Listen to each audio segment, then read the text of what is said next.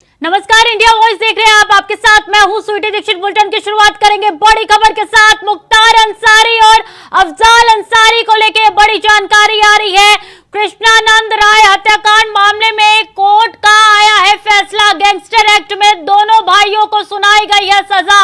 मुख्तार अंसारी को 10 साल की सजा सुनाई गई है। अफजाल अंसारी को 4 साल की सजा सुनाई गई है। कोर्ट ने मुख्तार अंसारी को 5 लाख रुपए का जुर्माना भी लगाया है, तो वहीं अफजाल अंसारी को 1 लाख रुपए का जुर्माना लगाया गया है। सजा सुनाने के बाद पुलिस ने अफजाल को हिरासत में लिया है। अफजाल अंसारी को गाजीपुर जेल भेज दिया जाएगा। अफजाल अंसारी की संसदीय सदस्यता भी खत्म होगी। अहम जानकारी आपके साथ साझा कर रहे हैं, जहां मुख्तार अंसारी को कुछ देर पहले सजा सुनाया गया था। 5 लाख के नाम उसके ऊपर लगाया गया है, जुर्माना लगाया गया है। तो वहीं अब देखिए अफजाल अंसारी को भी सजा हो चुकी है। इसी के साथ 1 लाख का जुर्माना भी अफजाल अंसारी के ऊपर लगाया गया है। दोनों को जेल भेज दिया गया है। बता दें 2005 से जेल में लगातार बंद है मुख्तार अंसारी, और भाई अफजाल अंसारी भी जेल जाएगा। और ये भी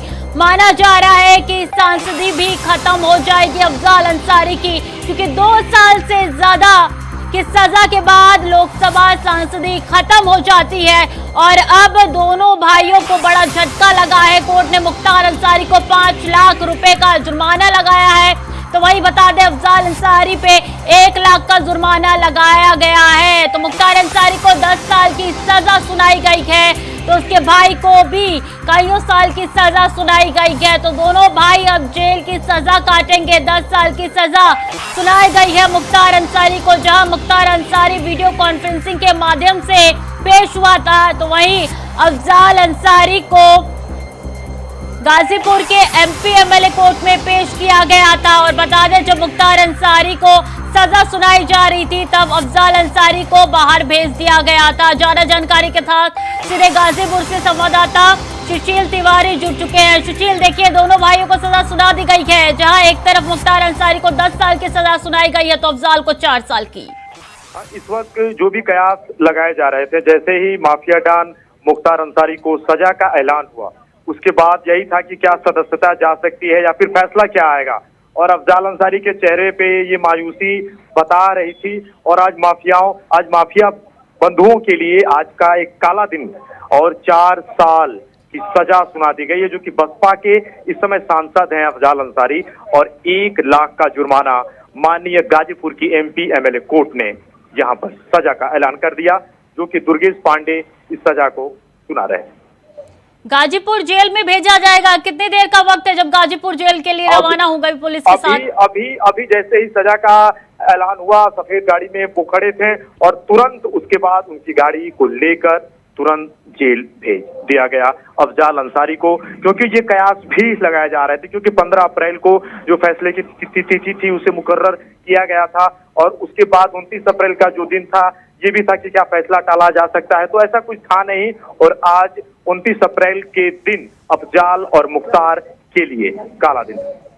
ये भी कहा गया है जब सजा का ऐलान हो रहा था, मुख्तार अंसारी की सजा का ऐलान हो रहा था, तब अफजाल को बाहर भेज दिया गया था कोर्ट रूम के बाहर। हाँ, उस वक्त जो खबर आ रही थी, और उसके बाद वहाँ पे जो भी लोग थे यही कह रहे थे, गामागामी का माहौल भी था। और जैसे ही सजा का ऐलान हुआ मुख्तार अंसारी के, अफजाल अंसारी के चेहरे ये साफ बता रहे थे कि अब शायद माननीय न्यायालय उन पर भी सजा सुना देगी। और वही हुआ। और इस वक्त की सबसे बड़ी खबर, सबकी नजरें थी, सुबह से ही यहाँ पे मीडिया का जमावड़ा लगा था। और इस वक्त की मैं सबसे बड़ी खबर आपको बता रहा हूँ कि इनकी सदस्यता जा चुकी है। जी बिल्कुल, सदस्यता जाएगी या जा चुकी है? जा चुकी है, क्योंकि सिर्फ 2 साल ही था कि 2 साल से ज्यादा अगर सजा मुकर्रर होता है तो सांसदी खतरे में पड़ जाएगी। तो 4 साल की सजा माननीय न्यायालय ने सुना दी है, और इसके साथ साथ 1 लाख का जुर्माना भी भरना पड़ेगा। तो यहाँ से लगभग ये तय है कि चुनाव होंगे, उपचुनाव। दोनों भाइयों को सजा मिल चुकी है। तो वही एक तरफ वीडियो कॉन्फ्रेंसिंग के माध्यम से मुख्तार अंसारी की पेशी हुई थी, तो अफजाल की पेशी मैनुअली हुई थी। जी, क्योंकि यहाँ पे कुछ सुरक्षा के कारण भी थे, और खुद मुख्तार अंसारी ने भी ये गुहार लगाई थी। इसी के चलते वीडियो कॉन्फ्रेंसिंग से ही उनकी पेशी हुई, लेकिन आज डॉन निश्चित ही रो रहा है। और आज जो भी लोग थे बाहर, जो भी परिवार के लोग थे, जब हम लोग बात कर रहे थे तो काफी खुश भी हैं और माननीय न्यायालय का लोगों ने धन्यवाद किया। 2005 का ये पूरा मामला है, 2023 में फैसला आया है, देर से ही सही लेकिन फैसला आ चुका है। दोनों भाइयों को बड़ा झटका लगा है। नहीं, जब लोगों से हम लोग बात कर रहे थे परिवार वालों से, तो आपने सही कहा, देर से ही फैसला आया, लेकिन देर आए दुरुस्त आए, फैसला सही समय पर आया है। और इस समय अफजाल अंसारी जो कि जेल जा चुके हैं और मुख्तार अंसारी को सजा हो चुकी है 10 साल और 5 लाख की जुर्माने के साथ। ये भी कहा जा रहा है जब फैसला सुनाया जा रहा था उस वक्त सुरक्षा के पुख्ता इंतजाम थे और खासकर मीडिया कर्मियों को इन सबसे दूर रखा जा रहा था। सबसे बड़ी बात थी कि जब वो जो अतीक का हत्याकांड हुआ था, तो उस हत्याकांड को देखते हुए लगातार प्रशासन ठीक है, आपको रोकना चाहूंगी सुशील तिवारी जी। इस बीच हमारे साथ अश्वनी शाही जुड़ चुके हैं, बीजेपी के प्रवक्ता है। बहुत स्वागत है आपका इंडिया वॉइस पे सर। जी धन्यवाद। देखिए, पहले तो मुख्तार अंसारी को 10 साल की सजा हो गई, अब उसके भाई अफजाल अंसारी को भी 4 साल की सजा सुनाई गई है। आपकी पहली प्रतिक्रिया? बहुत ही शानदार और सराहनीय काम उत्तर प्रदेश में इस आज न्यायालय के द्वारा किया गया है। इसकी जितनी सराहना की जाए उतनी कम है। उत्तर प्रदेश की योगी सरकार के अंदर 2 माफियाओं के साथ जो न्यायालय के द्वारा जो है सजा दिलवाने का काम किया गया, एक अतीक का परिवार तो अब एक उसमें जो है उस समय समाप्त ही हुआ। दूसरा मुख्तार अंसारी का जो परिवार था, वो परिवार भी अब देखिए सारे यही 2 परिवार है जिसके सारे लोग या तो जेल में हैं या भागे हुए हैं। और ये आज तक इन लोगों को कभी भी किसी सरकार में सजा नहीं हुई। माननीय योगी आदित्यनाथ जी की सरकार में पहली बार न्यायालय ने बड़ा शानदार काम किया जो सजा दी है। अभी तो और सजा होना बाकी है, अभी तो कई केस हैं इसमें जिनमें इनको सजा होना बाकी है। 8 महीने में बात की जाए तो 8 महीने में 4थी बार सजा सुनाई गई थी और ये सिलसिला जो है 2022 सितंबर से शुरू हुआ था। जी, अभी मैं और कह रहा हूं कि अभी कई मामले और हैं जो कि न्यायालय में लंबित हैं, जिनमें इनको सजा होना बाकी है। अफजाल अंसारी को 4 साल की सजा दी गई, 1 लाख रुपए का जुर्माना किया गया, क्योंकि कृष्णानंद राय और अनंत किशोर रुंगटा के अपहरण में और सब में इन लोगों का नाम था गैंगस्टर में। कृष्णानंद राय की हत्या 500 गोलियां मारी गई, 67-68 गोलियां उनके शरीर से निकली थी। कितनी नृशंस हत्या की थी इन लोगों ने उसमें गैंगस्टर का। अभी तो वो भी फैसला अभी बाकी है आना। अभी इन लोगों के पूरे परिवार में बेटा बंद है, बहू बंद है, बीवी फरार है, एक बेटा फरार है, दोनों भाई जेल में। ये उत्तर प्रदेश में इस समय सुशासन का राज चल रहा है और न्यायपालिका को धन्यवाद कि बहुत जल्दी इस फैसले को सुनाया गया। जिस तरीके से फास्ट ट्रैक कोर्ट का निर्माण माननीय योगी आदित्यनाथ जी ने कराया, अब इन कोर्ट में देखने को मिल रहा है कि किस तरीके से त्वरित न्याय मिल रहा है। एक तरफ मुख्तार अंसारी की बात कर ली जाए तो माफिया डॉन के नाम से जाना जाता है मुख्तार अंसारी। तूती बोला करती थी उस वक्त मुख्तार अंसारी की, और अब देखिए ध्वस्त होते हुए साम्राज्य नजर आ रहा है। अब आप किसी अपने संवाददाता को भेजकर उनका इंटरव्यू कराइए, माफिया नाम से उनको दहशत हो गई होगी। क्या स्थिति कर रखा है दूसरे की सरकारों में, जो मुलायम सिंह यादव की और मायावती जी की सरकार थी, यही मायावती जी थी इसको गरीबों का मसीहा कहा करती थी, इसको जेड श्रेणी की सुरक्षा देती थी। और आज क्या स्थिति है, माफिया नाम से इसको चिढ़ हो गई होगी, डर लगता होगा माफिया नाम से। जो हालत आज न्यायालय में और माननीय योगी आदित्यनाथ जी ने कर रखा है इन लोगों का, बहुत बुरी हालत में उत्तर प्रदेश के सभी माफिया हैं जो माफिया का अपने पीछे माफिया लगाते हैं। सभी माफियाओं का हाल बहुत बुरा है। आज स्थिति बहुत ही सामान्य हो रही है। उत्तर प्रदेश की जनता बहुत खुशहाल है और खुश है इन सब चीजों से। तो जो नारा था जीरो टॉलरेंस नीति के तहत, अब लगातार यूपी इसी नारे पे आगे बढ़ता हुआ नजर आ रहा है, क्योंकि अगर बात की जाए तो 1 महीने में दूसरा वाकया है जब एक माफिया को सजा मिली है। देखिए, ये जीरो टॉलरेंस का नारा पहली बार सरकार जब आई तभी से भ्रष्टाचार के खिलाफ और अपराध के खिलाफ माननीय योगी आदित्यनाथ जी ने ये नारा दिया और उस नारे पर कायम रहे। लेकिन आज 6 साल बीतने के बाद भी आज स्थितियां वही दिखाई दे रही हैं। 2022 का चुनाव लड़ा गया, विरोधियों ने भ्रम फैलाया, लेकिन जनता ने बहुत आशीर्वाद दिया। 37 साल का रिकॉर्ड तोड़कर फिर से माननीय योगी आदित्यनाथ जी को कुछ सपने के साथ बैठाया कि योगी आदित्यनाथ जी जो है इस सफाई अभियान में जो लगे हुए हैं उसमें अभी बहुत काम बाकी है, इसलिए 37 साल का रिकॉर्ड तोड़ा। यहाँ की जनता ने आशीर्वाद देकर, और वही टॉलरेंस की नीति अभी भी थी, है और आगे भी रहेगी। अपराधियों की लिस्ट और भी बन रही है। जो अपराधी हैं या तो जेलों में जाएंगे या फिर वो अपना प्रदेश यहाँ से छोड़कर भाग जाएंगे। खबरें ये भी आ रही थी बीच में कि मुख्तार अंसारी की जब एमपी एमएलए कोर्ट में पेशी होनी थी तो उसने डिमांड रखा था कि मुझे वीडियो कॉन्फ्रेंसिंग के जरिए पेशी की जाए, क्योंकि उसको डर था कहीं ना कहीं कि अतीक के और अशरफ के जैसा हश्र उसका भी ना हो जाए। देखिए, जो भी माफिया होता है, जो कहते हैं जो तलवारों से खेलता है वो तलवारों से ही मरता है। तो ये जितने माफिया हैं, इन लोगों ने कितने बच्चों को यतीम किया है, कितनी बहनों को बेवा किया है, कितनी माओं को की कोख उजाड़ी है। तो आज इनको डर तो होगा ही होगा अपने उसके लिए। लेकिन अभी भी इन लोगों को ये कहा जाता है कि जो पुलिस पर गोली चलाएगा, उस पुलिस पर गोली चलाने पर पुलिस मारती है। लेकिन आज न्यायालय ने सजा दी है। अभी आने वाले दिनों में देखिए किस तरीके से दहशत है इन लोगों का, जो वीडियो कॉन्फ्रेंसिंग और इसकी बात कर रहे हैं। आतंक फैला रखा था, आतंक के पर्याय थे ये लोग, नाम लेने में लोग डरते थे इनका। लेकिन आज स्थिति यह है कि देखिए, तो क्या माना जाए सर, अतीक जैसा ही हश्र होगा मुख्तार अंसारी का? देखिए, अतीक का हश्र तो अच्छा हुआ, लेकिन जो तरीका था वो गलत हुआ, ये सब लोग कह रहे हैं। कोई वो ऐसा नहीं है, लेकिन ऐसे मेरा मानना है कि माफियाओं को उत्तर प्रदेश की धरती नहीं, किसी धरती पर रहने का अधिकार नहीं है। उनका जगह जहां है वहीं जाना चाहिए। पुलिस कस्टडी में हत्या कर दी गई अतीक अशरफ की, उसको अच्छा माना जाए सर? मैंने कहा कि देखिए, हत्या जो की गई वो गलत थी, लेकिन उन ऐसे माफियाओं का इस धरती पर रहने का कोई हक नहीं है। हत्या जो की गई वो गलत थी, मैं अभी भी कह रहा हूं, लेकिन धरती पर रहने का हक नहीं है। पूरे प्रदेश से पूछिए कि अतीक का और मुख्तार के उसके कारनामे पर पूरा प्रदेश इस समय जश्न मना रहा है। उन बेवा बहनों से पूछिए, उन यतीम बच्चों से पूछिए जो आज दिवाली मना रहे होंगे अतीक के और इनके सजा होने से और अतीक के मरने पर। स्थितियां देखिए, हजारों करोड़ों की संपत्ति इन लोगों ने लूट कर रखा था अपने पास। सैकड़ों लोगों को बेवा और यतीम बनाया था। उस महिला विधायिका से पूछिए जो केशानंद राय की पत्नी थी, नंदकिशोर रुंगटा की पत्नी से पूछिए क्या स्थिति थी, क्या क्या इन लोगों ने नहीं किया। एक गोली मतलब पूरे एक व्यक्ति के शरीर में 60-70 गोलियां मिलती हैं। इस तरीके से किसी को की हत्या ये लोग करते थे। तो आज इनके साथ जो हो रहा है, उत्तर प्रदेश की जनता योगी जी के और न्यायालय के निर्णय से बहुत प्रसन्न है। आज उत्तर प्रदेश में एक खुशनुमा माहौल है। जी बिल्कुल, बहुत बहुत धन्यवाद सर हमारे साथ जुड़ने के लिए। और देखिए कि किस तरीके से मुख्तार और अफजल अंसारी को लेके ये बड़ी खबर आप तक पहुंचा रहे हैं कि दोनों भाइयों को सजा हो चुकी है। जहां मुख्तार अंसारी को 10 साल की सजा हुई है तो उसके भाई को अफजल अंसारी को 4 साल की सजा हुई है, और यही एमपी एमएलए कोर्ट में यह सजा सुनाई गई है। और इसी के साथ अफजल अंसारी की सदस्यता भी रद्द होगी जल्दी। अब आपको सुनाते हैं संगीत रोगी का क्या कुछ कहना है।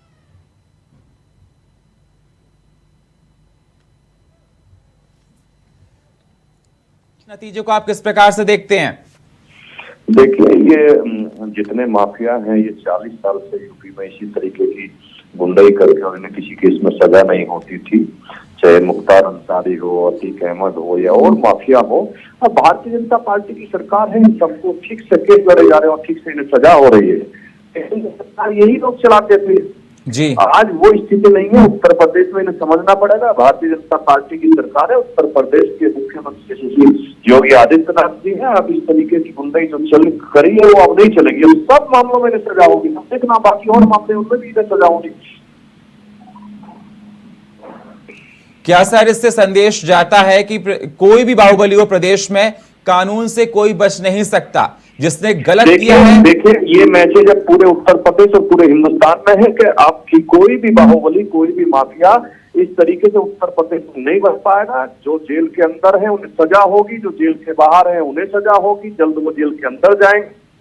और जिस तरीके से हमने देखा यहाँ कैराना में पुलिस थाने में एक चौकी में ताले डाल देते थे माफिया जितने, लेकिन अब पुलिस चौकी में ताला नहीं डाला जाता। अब इनके घर पे ताला डल गया है सबके, इनके जितने अवैध धंधे थे उन सब पे ताला डल गया है। सजा होगी। और अगर ये बदतमीजी करेंगे, जिस तरीके से पुलिस में गोली चलाया करते थे, तो एनकाउंटर होंगे। लेकिन संगीत आपको बता दें, जिस प्रकार से कहा जाता है कि आपकी सरकार हमेशा एक खास वर्ग को ही टारगेट करती है, उस पर ही इस प्रकार से करती है? ये समाजवादी पार्टी का इसी तरीके का कहना रहता है। इनसे पूछिए कि ये जब से सरकार आई है कितने एनकाउंटर हुए हैं, उनमें कितने लोग मारे गए हैं? जो मारे गए हैं क्या वो एक समाजवादी पार्टी एक ही चश्मे से काम करती है? कांग्रेस पार्टी एक ही चश्मे से काम करती है? इन्हें केवल हर मामले में हिंदू मुस्लिम दिखाई देता है। भारतीय जनता पार्टी की सरकार है, हिंदू मुस्लिम के आधार पर काम नहीं करती। वो जो भी क्रिमिनल हो, किसी जाति का हो, किसी धर्म का हो, उसके खिलाफ कार्रवाई करती है। संगीत जी, क्या माना जाए प्रदेश में कोई माफिया हो, कोई गुंडा हो, कानून की नजर से बच नहीं पाएगा? किसी जाति का हो, किसी धर्म का हो, जो भी गुंडा होगा, जो भी माफिया होगा, जो भी बाहुबली होगा, उसका यही इलाज होगा। बिल्कुल, जिस प्रकार से देखा जा रहा है, ये वर्डिक्ट आने के बाद, ये कोर्ट के द्वारा फैसला सुनाने के बाद, क्या ये माना जाए निकाय चुनाव में इसका फायदा आपको होगा? देखिए, हम कोई भी काम चुनाव के हिसाब से नहीं, इसका मतलब केवल इतना है कि उत्तर प्रदेश की जनता भयमुक्त होनी चाहिए। उत्तर प्रदेश में मैसेज रहना चाहिए कि गुंडे माफियाओं की अब उत्तर प्रदेश में जगह नहीं है। बिल्कुल संगीत जी, अगला सवाल मेरा आपसे है कि जिस प्रकार से देखा जा रहा था, सरगर्मियां काफी तेज हो रही थी। अब बसपा का बहुत आरोप आपके ऊपर होगा कि आप लोग बदले की भावना से काम करते हैं और कुछ लोगों को ही टारगेट करते हैं, चाहे समाजवादी पार्टी की तरफ से हो, चाहे बसपा की तरफ से हो, किसी भी की तरफ से हो। तो उनके इन बयानों को आप किस प्रकार से देखते हैं? देखिए, वो लोग हर चीज में राजनीति करते हैं और इसीलिए चाहे सपा हो या बसपा हो या कांग्रेस, उत्तर प्रदेश की जनता ने इन लोगों को नकार दिया है। उत्तर प्रदेश से इन्हें बाहर कर दिया है। जो थोड़ा बहुत बचे हैं और 2024 में खत्म हो जाएंगे। इनकी इन्हीं हरकतों से, इन्हीं आदतों से पूरे प्रदेश की जनता इन्हें समझ चुकी है कि ये गुंडागर्दी करते हैं, माफियागिरी करते हैं और ये लोग उत्तर प्रदेश को लूटने का काम करते हैं। अब उत्तर प्रदेश की जनता इन लुटेरों के पास है। अब उत्तर प्रदेश की जनता भारतीय जनता पार्टी के साथ चुनाव सिखाने का काम करती है। संगीत जी, क्या और माफियाओं के लिए भी यही संकेत हैं, चाहे वो किसी धर्म के हों, किसी जाति के हों, किसी मजहब के हों? समझिए, किसी जाति के हो, किसी धर्म के हो, कोई भी हो, और माफिया कोई गुंडे माफिया की कोई जाति और धर्म नहीं होता। गुंडा माफिया केवल गुंडा माफिया होता है।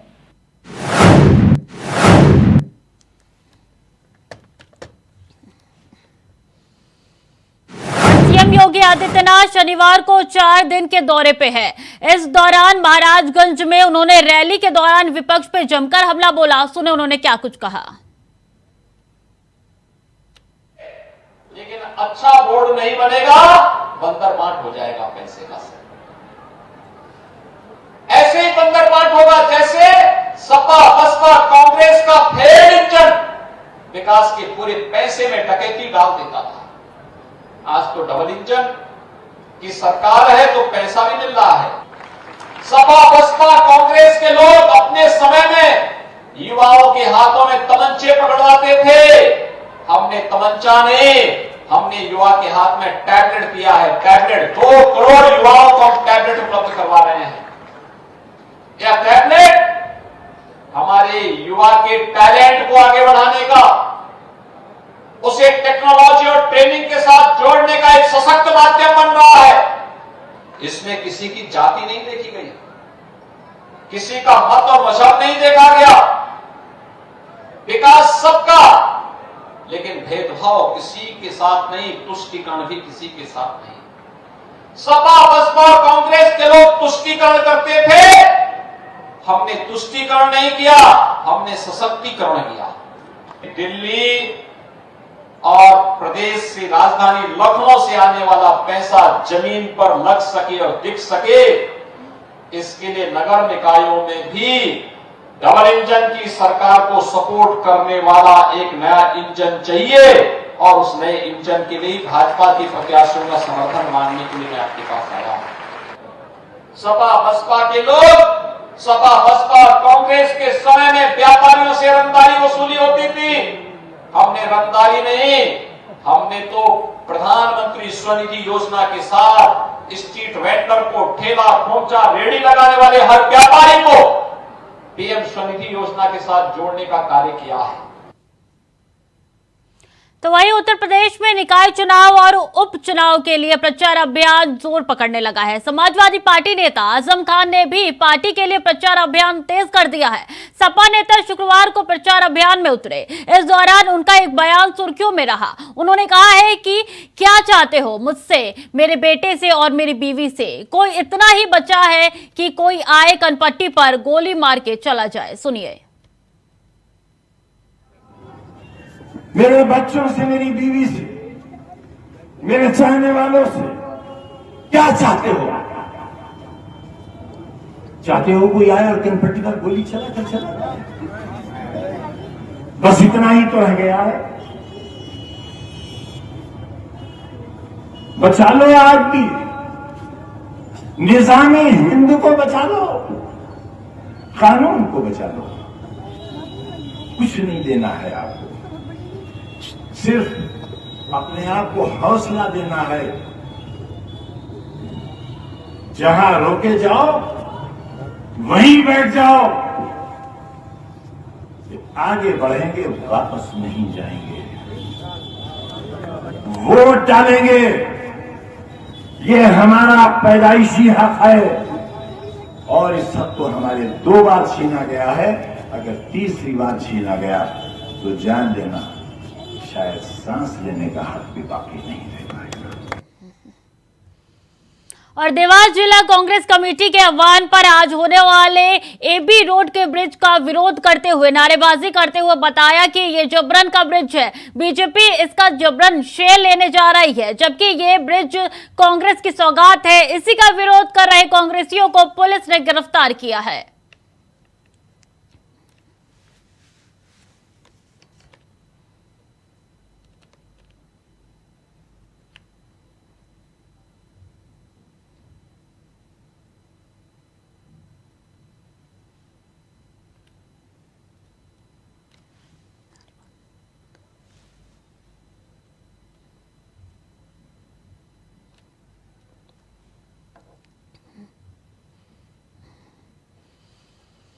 तो वहीं मध्य प्रदेश के छतरपुर के सिविल लाइन थाना क्षेत्र अंतर्गत प्रॉपर्टी डीलर अंशुल मिश्रा ने जमीन के मामले को लेकर पुलिस अधीक्षक को ज्ञापन सौंपा है और कार्रवाई की मांग की है। बता दें कि अंशुल मिश्रा जमीन बेचने और खरीदने के काम करते हैं। पिछले दिनों उन्होंने यूनिस खान नाम के युवक से जमीन की डील की थी। अंशुल मिश्रा का कहना है कि यूनिस खान ने छवि को खराब करने के उद्देश्य से षड्यंत्र रचते हुए उनके खिलाफ झूठी शिकायत दर्ज कराई जा रही है, जिसको लेकर उसने पुलिस अधीक्षक को ज्ञापन देकर निष्पक्ष जांच की मांग की है।